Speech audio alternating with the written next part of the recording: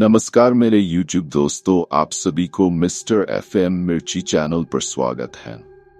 आज के पॉडकास्ट में लाया हूँ विनाश का रक्त चिन्ह। दोस्तों, अगर आप रहस्यमयी, डरावनी और रोमांचक कहानियों के शौकीन हैं, तो वीडियो को लाइक करें। मैं आप सभी को यकीन दिलाता हूँ कि ये कहानी सुनने में आपको बहुत ही मजा आने वाला है और साथ ही में डर का भी अनुभव होने वाला है। दोस्तों, अगर आप पहली बार हमारे चैनल पर आए हैं तो हमारे चैनल को सब्सक्राइब कर लीजिए। इससे आपकी और हमारी नजदीकियां बढ़ जाएंगी और आगे आने वाली वीडियो आप तक आसानी से पहुंच जाएगी। आज की वीडियो में हम आपको लेकर चलेंगे एक ऐसी खौफनाक दुनिया में जहां अच्छाई और बुराई की लड़ाई हो रही है। डायन का प्रकोप और मां दुर्गा की शक्ति का सामना। क्या होगा इसका अंजाम? तो चलिए इस रोमांचक यात्रा की शुरुआत करते हैं। गांव का नाम था कंचनपुर, जहां हर साल नवरात्रि में धूमधाम से मां दुर्गा की पूजा होती थी। गांव के लोग इस पूजा को बहुत मानते थे, क्योंकि कहा जाता था कि वर्षों पहले इसी पूजा ने गांव को एक भयानक आपदा से बचाया था। पर इस बार कुछ अलग था। पूजा के कुछ दिन पहले गांव में एक भयानक घटना घटी। गांव के मंदिर के पुजारी पंडित शिवनारायण अचानक गायब हो गए। उनके गायब होने के बाद गांव में अजीब घटनाएं घटने लगी। कई लोग रात में विचित्र सपने देखने लगे, जैसे कोई अदृश्य शक्ति उन पर हमला कर रही हो। गांव के बुजुर्गों का मानना था कि यह डायन का प्रकोप है। गांव के पास के जंगल में एक डायन रहती थी, जो पहले भी गांव पर हमला करने की कोशिश कर चुकी थी। लेकिन हर बार मां दुर्गा की पूजा और भक्ति ने उस डायन को रोक दिया था।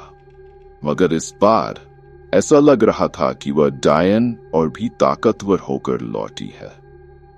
गांव के लोगों ने मिलकर फैसला किया कि नवरात्रि की पूजा में विशेष अनुष्ठान किया जाएगा, ताकि मां दुर्गा की कृपा से डायन का अंत हो सके। पूजा शुरू हुई, लेकिन वातावरण में एक अजीब डर फैला हुआ था। रात के समय हवा में एक अजीब सर्दी और घुटन सी महसूस हो रही थी। दुर्गा पंडाल के पास गांव के सभी लोग इकट्ठा थे। तभी अचानक हवा में सन्नाटा छा गया और पूजा का दिया बुझ गया। लोग भयभीत होकर इधर उधर भागने लगे। इसी बीच मंदिर के ठीक सामने एक छाया प्रकट हुई।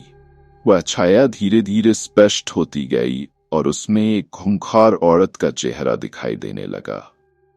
उसकी आंखें लाल थीं, बाल बिखरे हुए और चेहरे पर एक भयावह हंसी थी। वह कोई और नहीं बल्कि वही भयानक डायन थी। डायन ने जोर से हंसते हुए कहा, तुम्हारी पूजा अब तुम्हें नहीं बचा सकेगी। ये गांव अब मेरा है। लोगों में भगदड़ मच गई। तभी गांव की एक साध्वी, जिसका नाम सुमन था, आगे आई। वह मां दुर्गा की अन्य भक्त थी और उसके भीतर मां दुर्गा की भक्ति का अटूट विश्वास था। सुमन ने घबराए हुए लोगों को शांत किया और कहा, मां दुर्गा हमारी रक्षा करेंगी, हमें बस उनकी आराधना करनी है। सुमन ने मां दुर्गा का ध्यान करते हुए अपनी माला को पकड़ा और दुर्गा सप्तशती का पाठ शुरू किया।